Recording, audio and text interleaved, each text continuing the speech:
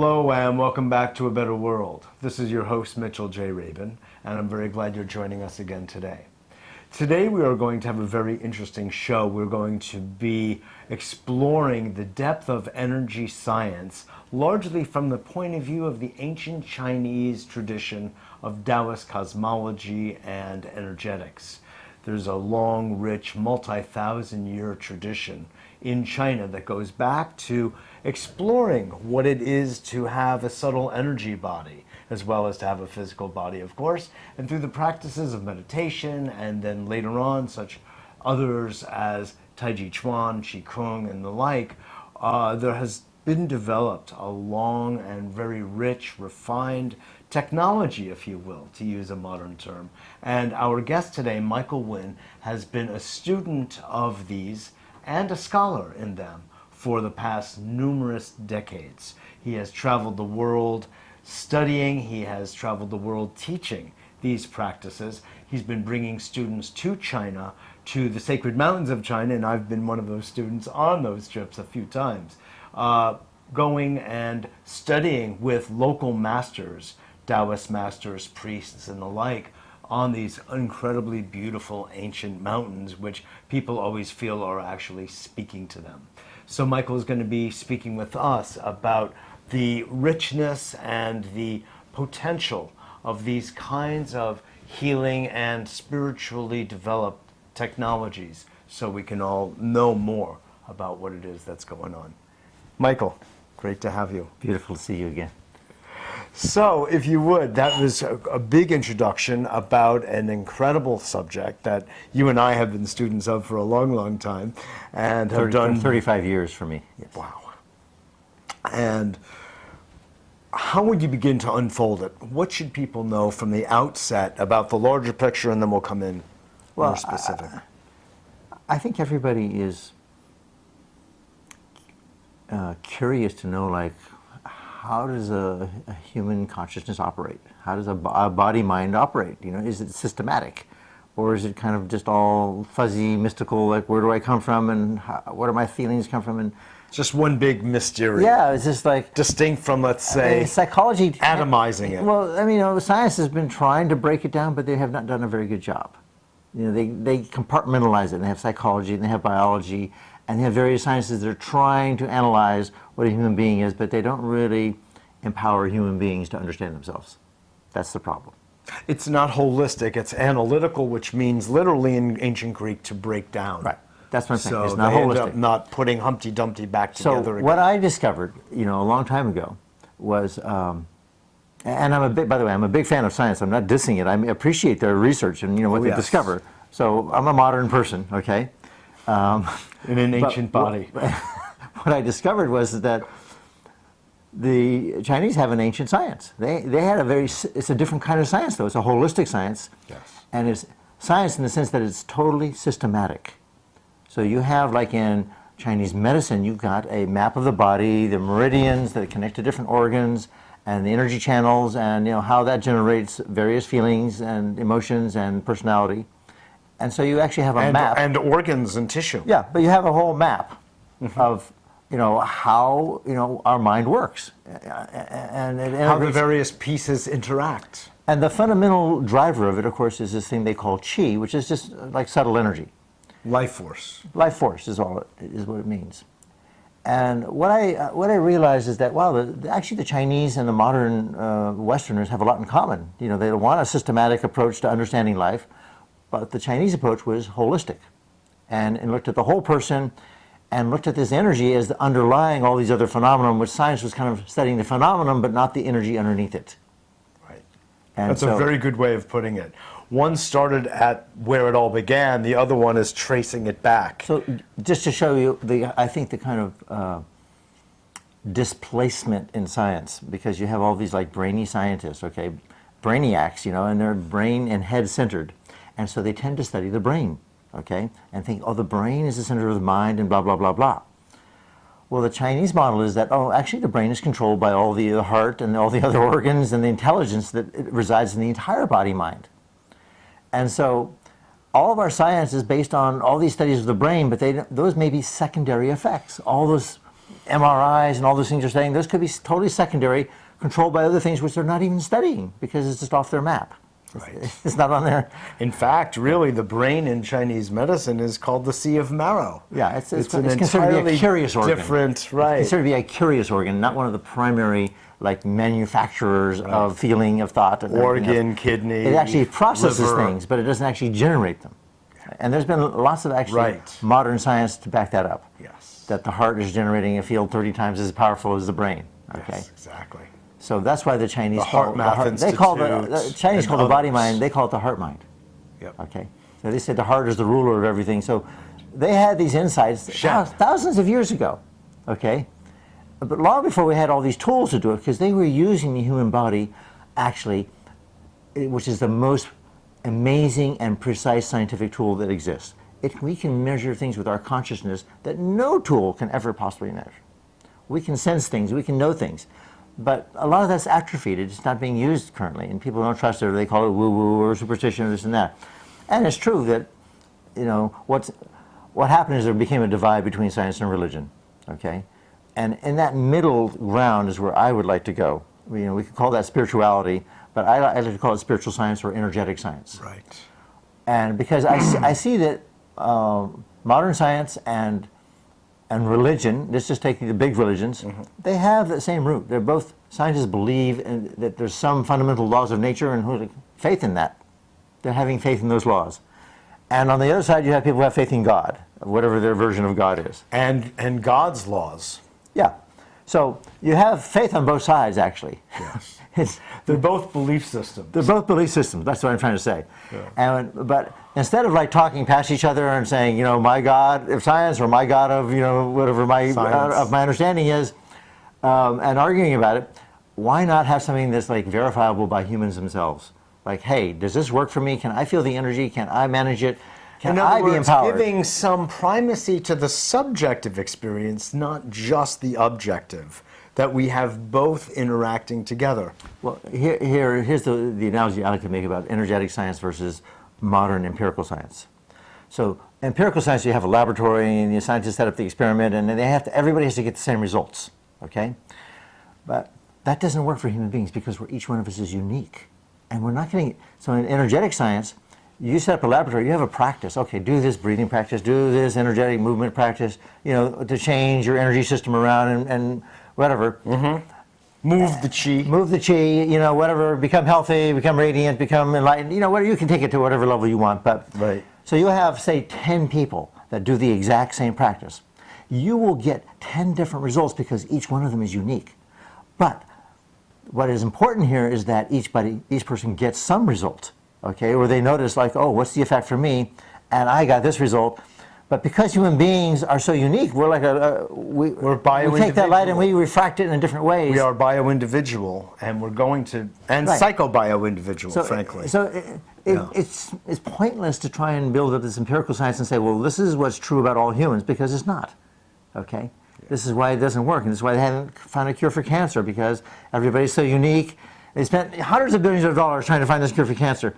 And of course, all these chronic diseases come from people's individual unique makeup and their emotional makeup and these deep, psychic issues that turn into tumors and become illnesses because people are not in harmony, their chi is not flowing, and so, they become ill.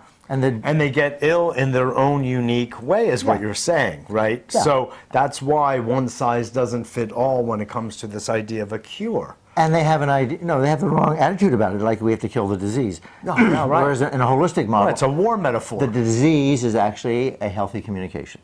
Yes. Dis-ease. You're not at ease anymore, and the body's telling you. And something caused that lack of ease. It's just telling you, hey, you're not in harmony, your chi is not flowing, you need to change your life, okay? You need to get into touch with something deep and change it there.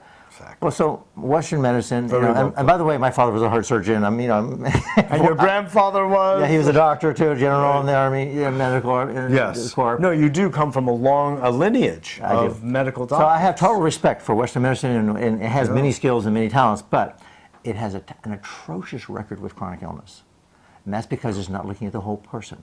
And chronic illness is particularly, as opposed to acute treatments. Okay, chronic illness in particular. is subject to the vagaries of an individual human being. And this is where an energetic science lets people say, okay, how do I explore myself systematically?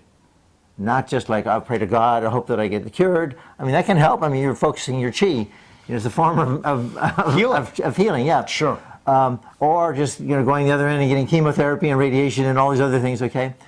So how can I systematically go through my system, my whole body system, my whole body-mind, and get it become more vibrant, more flowing, and more coherent? And that can then repel and change whatever disease I have. And what we find also, to add to that, Michael, is that the immune system functions better. Happiness is at a higher level. Yeah. Well-being is established when people are in the flow of internal and external. The bottom together. line is that everybody wants energy, okay, more energy in life. But a lot of that is misdirected. Like, I need energy in order to go out and get money or to get sex or to get power or reputation. And so they kind of throw that energy all over the place, and they don't build it up inside themselves. Exactly. It's diverted in all these ways. And it's not that all those things are necessarily bad. They just get out of balance with the need for the organism to actually feel and appreciate the energy flow for its own virtue and its own qualities. And then they start to feel fulfilled and happy. And then when they go out into the world from that state of internal balance and harmony, then they tend to create things that are more balanced and harmonious. Exactly. Political systems, economic systems, personal relationships, whatever, it doesn't matter.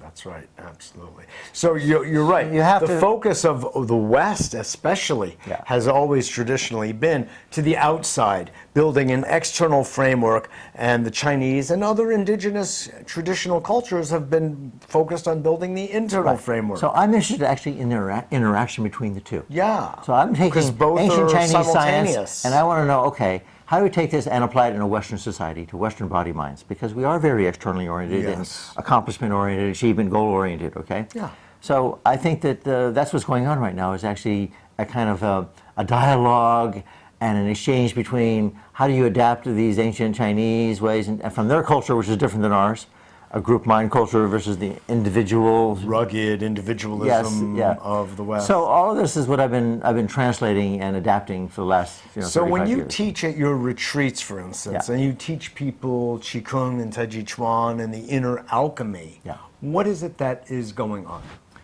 Well, I want people to get in touch with the life force inside their body, and the fact that they don't need to go to doctors or be scientists or anybody else outside of themselves to get this energy. This energy is free. It is there, but people are not tapping it. They don't know that they can get more energy. They hear, oh, there's infinite energy. They hear all this stuff from quantum physics, and they hear it from, some new age gurus. Oh, yeah, you have all this energy, but they don't know how to. You need a practical method. Yeah. So that's why my big thing is method. That's like energetic science is about how do I do it, not just like do I believe in it or not. Right. That's just step one. Then there's how-to. You need the how-to. So you're a scientist. You need a method to go with it, and without that. So what is it about these particular methods that bring about the access to the inner energy that's there? Well, what it is that you see people go, they're unconscious of the energy map, the system that they have in the first place, right? Right. So the Chinese would say you have these deep 8 soul channels, and you have 12 regular meridians that interface with the personality. So they have a very elaborately, well-developed over thousands of years a map for, how the deep levels of yourself get out to the world, and then how you absorb energy in from the environment and how it comes in. So once you start to talk, go inside and learn this map, and through breath, through movement, a lot of it's through movement because it bypasses the head. You see, the problem is that the head gets in the way and has all these ideas about what's going on, but they're not accurate necessarily. The head is kind of this brain that can kind of sit on top of everything, and it doesn't really know much, okay? So when you get inside and you get the truth you listen to your whole body, you actually talk to yourself and to the organs, spirits, the heart, the liver, the kidneys, everything. Then you start to get actually real-time information about what's going on inside yourself. Right. Okay, and you don't need to go get it from a doctor's report or something else. You can get it directly. Right. And that's actually more trustworthy. And then you can change yourself directly, okay? So you don't need to give away your power. You don't need an intermediary. You don't need to give away your power. These specialists are good sometimes because they can help you see things you can't see. I'm not saying, they're not beneficial. I'm just saying the primary thing is your own will, Your will to heal, your will to be who you want to be, your will to, to find your truth, your destiny, your way in this life. Yes. And the Taoist approach is that everybody has their own unique ways. Like, not one formula does not work for everybody. So everybody can only unfold who they are because we're so unique. So that's why it's not a mass religion in that sense. It's like we can't all. It doesn't work for everybody to believe in the same thing because everybody's so unique. So you can't fit everybody in the same size shoe. So is the fundamental belief that we have energy and that energy can be marshaled and cultivated in specific ways according to a certain method. Yeah. And it will show up differently in everybody because of the bio-individuality we're discussing. Correct. Absolutely. So what is it about the particular, for instance, break down, analyze a Qigong movement or exercise, and what is happening, what is the interaction between I'll tell you the system I use. The person and the earth, for I'll tell you instance. the system I use because it's based on different types of qi. So this is the Chinese have analyzed the life force and go, okay, the first type of qi is unified qi. Okay, so that's like source qi. That's like the field of unity. They call that original breath, or yuan qi. I teach people how to do the inner smile, connect to their heart, and connect to the sense of unity in their whole body mind. And feel that qi. Feel that type of energy. Okay, the whole system is one. That's the number one thing. Okay, get that sense of unity. Okay, it's not like I'm a bunch of pieces of parts, like a robot or assembled, put together. I'm not a machine. I'm actually a unified whole. And I'm coming from source. Whatever you want to call that, doesn't matter. You don't have to deify it and call it God. You can just say it's the source, it's the original energy. Okay. Right. So that's number one. Then it polarizes into what they call yin and yang. Okay. So that's yin yang theory, which is okay. That's positive, negative. So the neutral is basically the unity field, and then it polarizes into yin and yang. Okay, now you need that for creation. You need to have a left brain and a right brain. You have a front and the back of your body and a left arm and a right arm and a male and a female. That's what drives the world. Exactly. Okay, you need the polarity. That's what drives creation. For creation. But when those two get out of harmony, they start fighting, or they get too extreme on one, too much yang or too much yin, then you get problems. And you get disease, you get wars, you get battle of the sexes. Out of balance. Yeah, you get all these things. If when they're out of balance, then you get battle of the sexes in particular. Okay, that's a good example. Everybody knows that one. But when they're together and they work right, it's beautiful. Oof. Just like it's the best. All right, okay. I know the Italian in you likes that. I was going to start saying, then you have to start speaking Italian. Right. So my point is that the yin and yang channels in the body can be balanced systematically. Okay, we have something called the microcosmic orbit, which is a fire channel and a water channel, one in the spine and one in the front of the body. You loop those, you get those flowing together, and then they start talking energetically. They start communicating, and you start to remove blockages. People have emotional blockages, all kinds of traumas from childhood, from whatever, and so you got to get the energy to move and release those blockages, and then your creative energy can flow. Okay, a key component in this is your sexual energy, because it's very volatile and very, it has the power to amplify things. So you have to really learn how to manage your sexual energy appropriately internally, before you start throwing it out and acting out all your emotional, sexual dynamics on somebody else. That's another way to do it, but it's just slow. Or through. It's slow. It's slow. Yeah. If you can balance that out internally first, then you're more likely to have a successful relationship. Okay, so these are all very practical things. These are not like airy-fairy. But it's also true that, because that sounds sort of one size fits all, it's also true that through relationship, the balance can take place as well. Oh, of course. Oh, no. That's the outer part. Because nobody ever walks into a relationship fully balanced and perfect. It doesn't exist. This is, you want the interaction between the outer and the inner. The outer feeds it's a information, constant dialogue. It gives food in for growth. You find out your limitations and the false assumptions you're making about other people or your life. Right. No, you need both. You can't just like go in a cave and I'm going to solve everything here and sitting in my cave meditating. And then I'll go have relationships with the world. Right. Yeah, I mean, there's the old story about the yogi who goes into a cave for 25 years, to escape his anger over something like that. And, he comes back out and somebody triggers it again and it's still there. He never had a chance in 25 years to work on it. He was just hiding from it, right? Exactly. So that's my point, is that you want to have a dynamic model. You need the world as your teacher. Yeah, exactly. So please go on. So you go from unity energy, this original breath, to yin and yang breaths. Qi means breath, okay? It means actually alive. Everything's alive. Your body's alive, the planet is alive, the universe is alive. This is not a dead universe where we can just go exploit and there's just materials and we can use it for humans. That's not the model here. Right. The model is everything is alive and we have to respect and find a dynamic balance for everything. Okay? But so you go from unity, the yuan qi, to yin and yang breaths, the subtle breaths, okay, you can say male, female breaths there. And then that divides that into what they call wuxing, 5 elements or 5 phases. And those like the seasons, these are larger cycles. Okay? So then you start to work on how nature cycles are actually happening inside of us. So we have winter, we have the kidneys, is the weather element, we have fire, that's summer, you know. Yep. So we have nature Spring, inside of us. Also corresponding, of course, to the organs. Yes. So Yeah. spring and the So the liver liver, and yeah. gallbladder. And Yeah, that's on the so cycle they've goes. mapped out all these correspondences between nature and the body. This is called macrocosmic, microcosmic theory. You know, as without, so within, basically. And this is all part of a system of what's called internal alchemy, which is like, okay, alchemy is just how does nature change? How does it go through its transformations from winter to spring to summer? You know, why does it keep changing? And you know, and the human body is the same way. Why do we go through our changes and our cycles of growth, birth, you know, maturation and death? So the idea here is that if you understand this map, okay, and you can start to get in contact with these energies, pathways inside of yourself, and then first stage is you become more harmonious, okay? You become healthier, you become, you know, disease lessened. the blockages are released. Yeah. So, and then you can make a choice. Well, gee, can I capture this energy and get to a deep level of consciousness? Particularly, I would say for the Western term would be, how does my personality get in touch with my soul?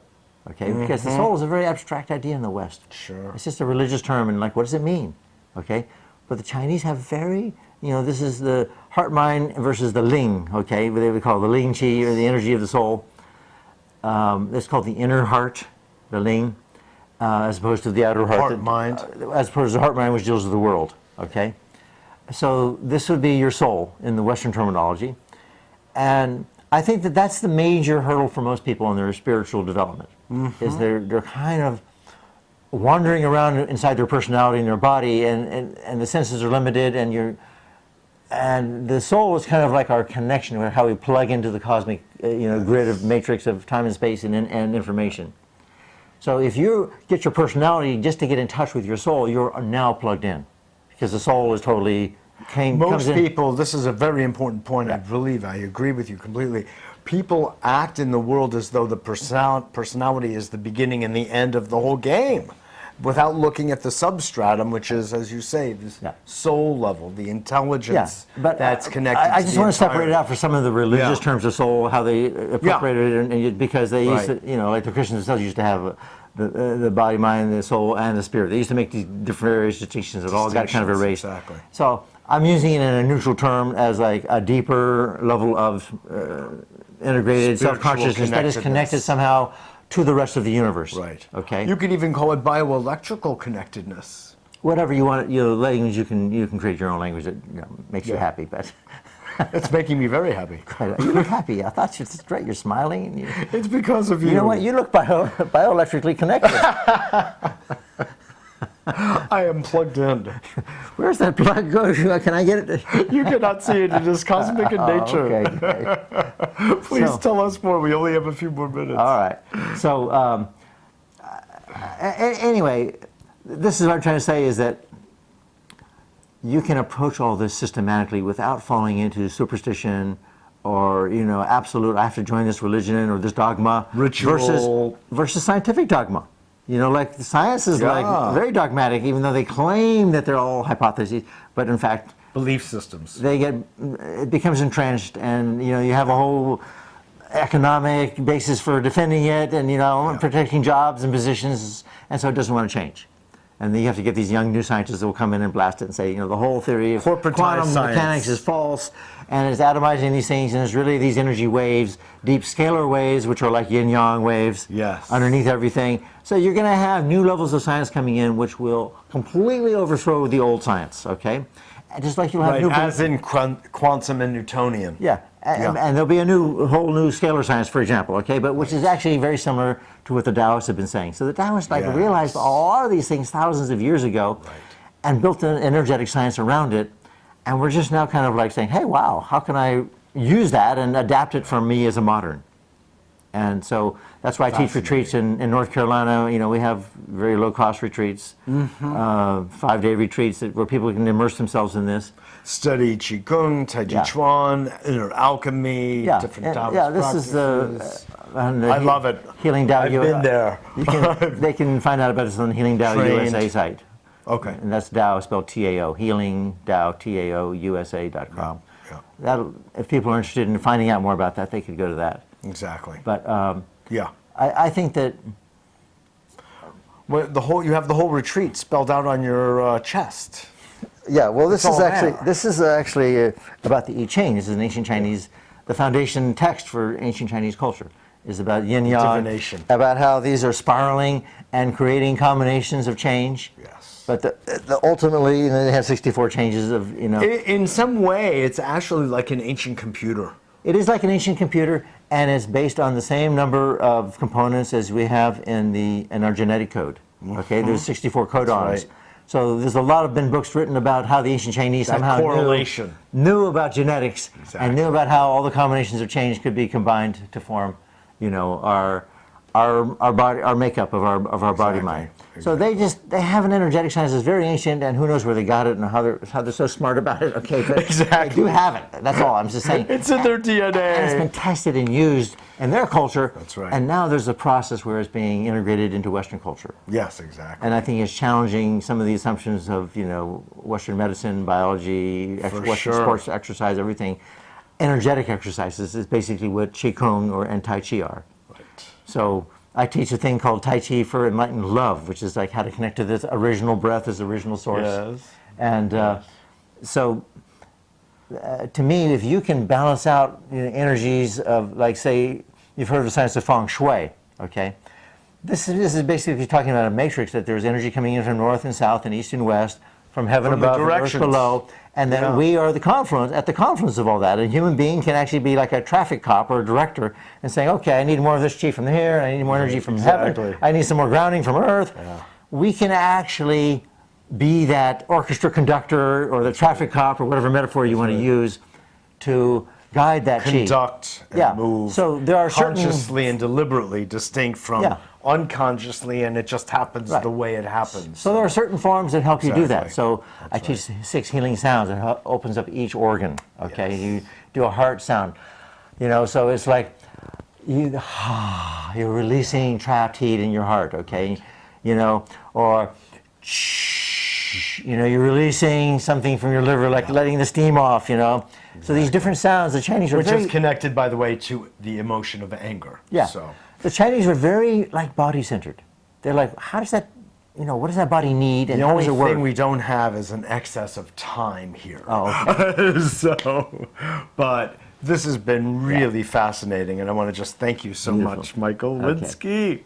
Really, it's wonderful work. My pleasure. It's always good to talk. Keep going. You're doing a great job in leading people. Yeah. This is Mitchell J. Rabin for A Better World. Thanks so much for joining us. I hope you enjoyed that as much as I did. And visit Michael's website and learn about the retreats, because they're fabulous and a great place for a lot of inner and outer learning. Write to me, please, at mjr@abetterworld.net. I love to get your feedback, your comments, and I look forward to seeing you all next week.